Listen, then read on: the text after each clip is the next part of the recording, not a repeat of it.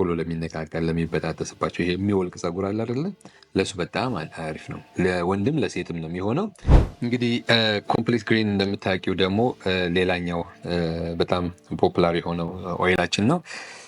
ሁልጊዜ እዚህ ጋር እንደምታየው ብዙ አይነት ኢንግሪዲየንቶች አሉ፣ ሁልጊዜ እንደምገልጻቸው።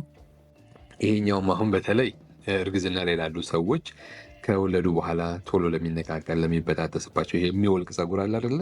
ለሱ በጣም አሪፍ ነው። ለወንድም ለሴትም ነው የሚሆነው።